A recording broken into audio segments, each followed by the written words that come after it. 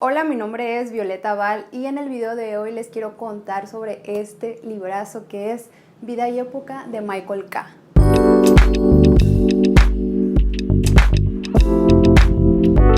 Amiguitos de la vida del internet, si ustedes vienen aquí y se pasean frecuentemente por los videos de este canal, probablemente este libro no les suene extraño, ya que en algunas ocasiones he hablado sobre él.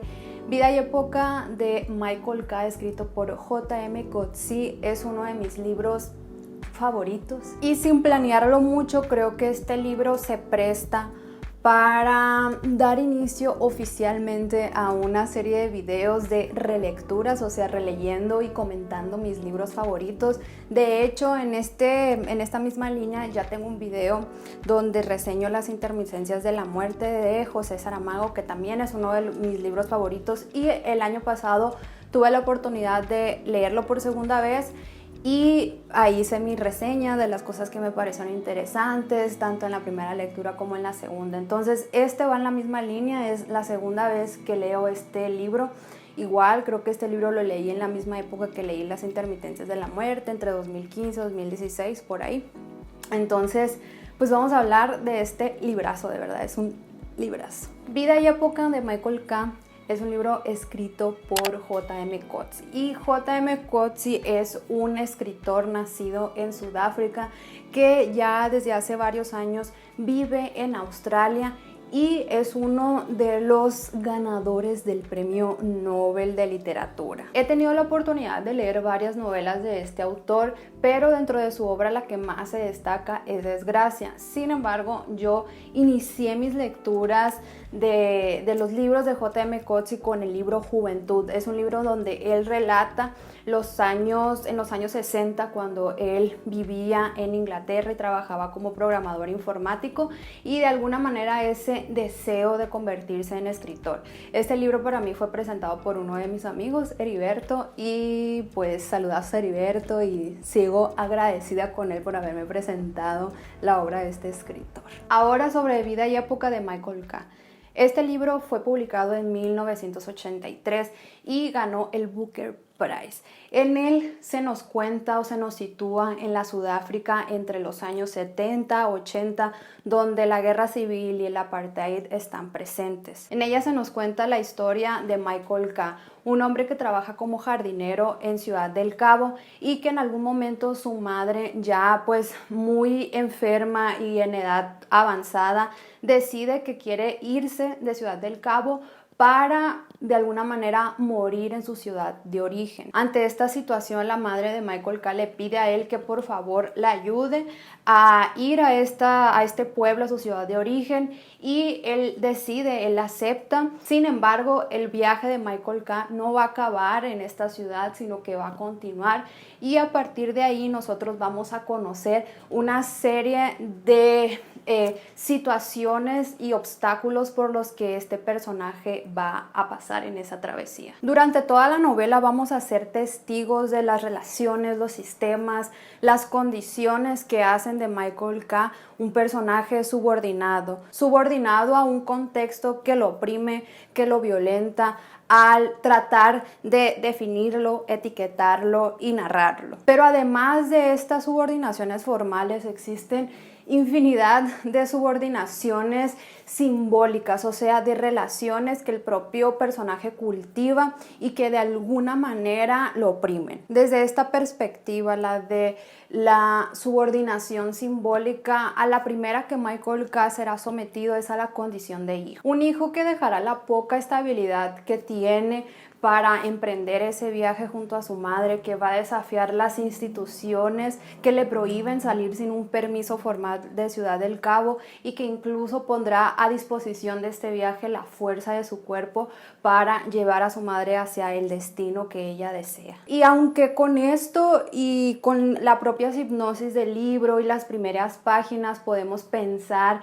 y relacionarlo bastante con el personaje, con el protagonista del Extranjero de Albert Camus, la verdad es que con el tiempo, conforme la historia avanza, Michael va ganando otros matices que lo alejan del escepticismo y la insensibilidad que de alguna manera caracteriza a ese personaje del extranjero. En la novela, la infancia aparece como ese momento en el que todas esas subordinaciones simbólicas empiezan a surgir.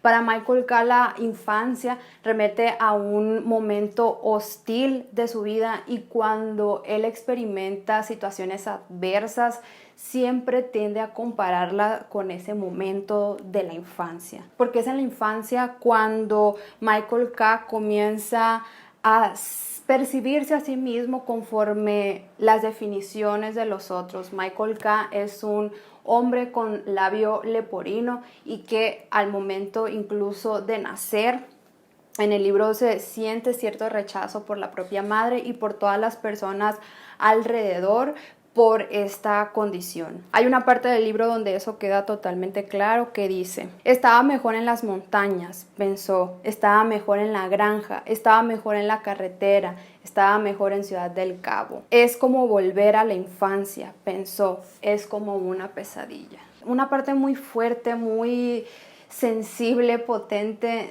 de la novela es cuando Michael K. comienza a recordar algunos aspectos de su infancia y empieza también a hacer ciertas relaciones con la poca historia que él conoce de su madre, y él se da cuenta que de alguna manera, por más distante que él se perciba de su madre, ellos comparten una sensación y comparten un deseo de volver hacia el lugar de origen, y comparten el deseo de volver a ese lugar donde ellos de alguna manera se sintieron que pertenecían. Y hay una parte dentro de toda esa reflexión de Michael K. en donde dice que al final de cuentas es como si todos fueran, todo esto, tanto su madre como él, fueran niños inacabados en busca de esa calidez que puede ser el propio lugar de origen, y cómo al final de cuentas él viene de un linaje de niños interminables. Y por lo tanto, dentro de estas subordinaciones simbólicas, ya sea la infancia, la relación o la condición de hijo, también la relación que uno tiene con el lugar de origen va a ser parte fundamental. La novela es una eterna búsqueda por describirse a sí mismo, y dentro de esa descripción de uno mismo, dentro de esa narración, pues el lugar de origen y lo que esto significa para la persona o para el protagonista en cuestión va a ser una pieza fundamental de esta novela. Aunque J.M. Coetzee en esta novela no intenta desmenuzar o explicarnos de maneras totalmente directas la situación económica, social, política de Sudáfrica en esos tiempos, la verdad es que esta situación y este contexto es sumamente importante y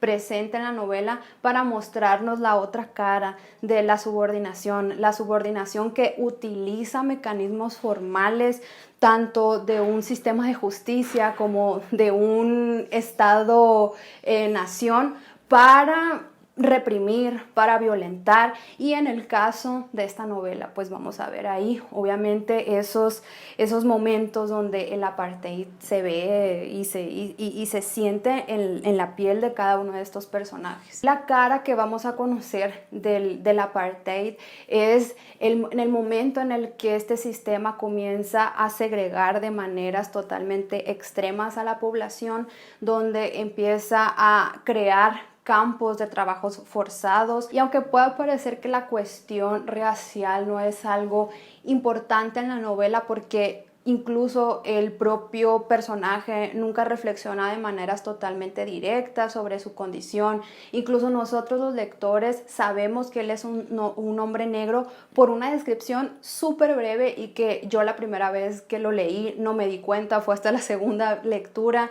Y sin embargo, J.M. Coetzee utiliza otro personaje que es Robert, un portero que trabaja en uno de estos campos de trabajo forzados, que allí se nos va a dar una visión de la gente o de estos personajes que están sometidos a campos de trabajos forzados, que son personajes desplazados sin derecho a su propia tierra. Por ejemplo, en una parte del libro Robert dice: lo que realmente querrían, y esta es mi opinión, es que el campamento estuviera fuera de su vista, a kilómetros de distancia, en pleno Cope.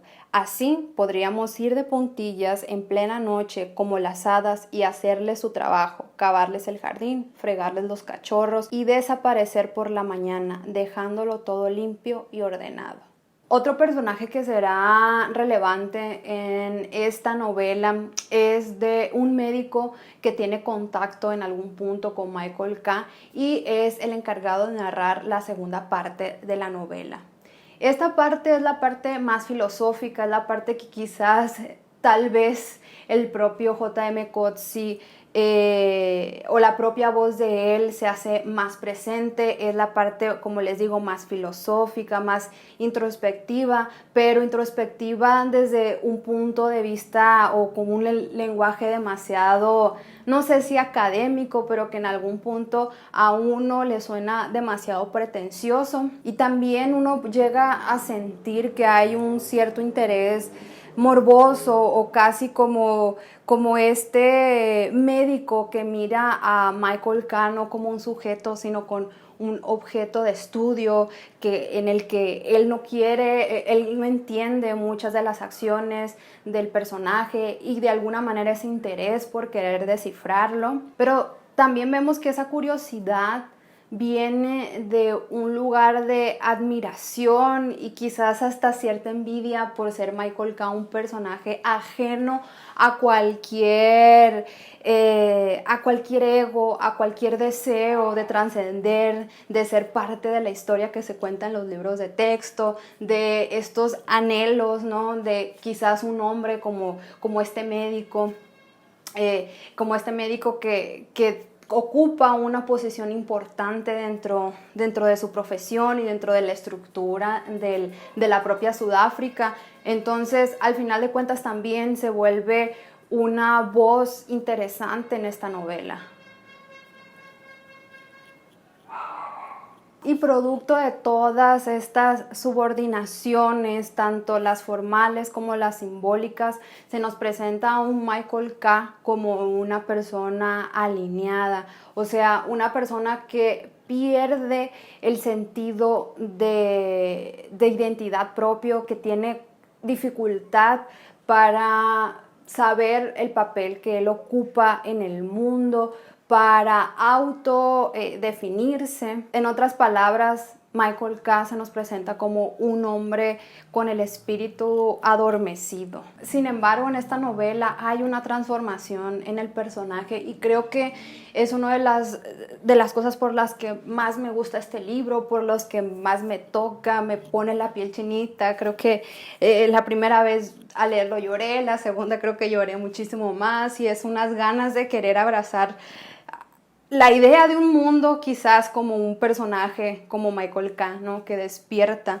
y que en esta búsqueda, tal vez un poco impuesta por esas propias subordinaciones, él comienza a tener conciencia de él mismo cuando se va deshaciendo de todas estas subordinaciones, cuando él comienza a verse más allá de la propia historia de su madre, cuando él es capaz de disfrutar de maneras incluso muy fuertes la soledad e incluso vivir con pocas cosas. Y vemos a un Michael K. que despierta de una manera tranquila, que se reconoce como un sujeto capaz de desear tranquilidad y con ansia de belleza.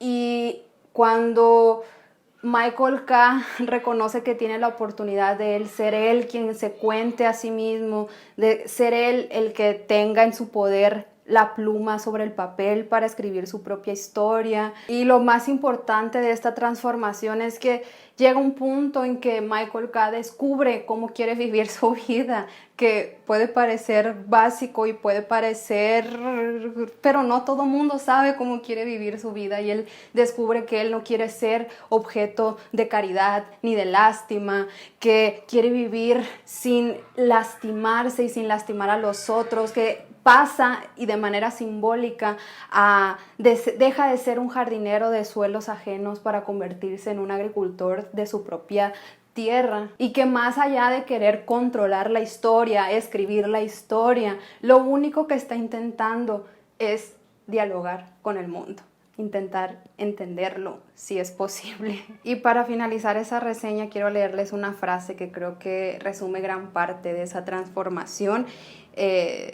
por la que pasa este personaje, y creo que uno también como lector pasa. Quiero vivir aquí, pensó, quiero vivir aquí siempre, donde han vivido mi madre y mi abuela. Es así de fácil. Qué pena que para vivir en estos tiempos uno tenga que estar dispuesto a vivir como una bestia. Ay, de verdad. Qué libro. Bueno, amiguitos, esto ha sido todo por esta reseña, y creo que si no, y si sigo hablando de este libro, voy a seguir y voy a soltar las lágrimas.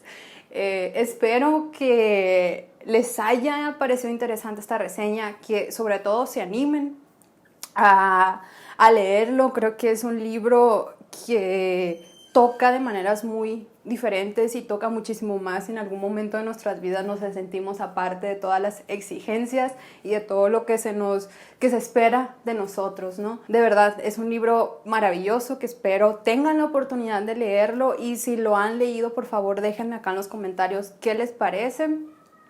Y si lo han leído y no les ha gustado y le ven problemas también, amiguitos, es totalmente válido. Al final de cuentas, esto es una lectura personal, no deja de estar vinculada a la experiencia de uno mismo. Muchísimas gracias por ver este video. Nos seguiremos viendo en los próximos. Até mais.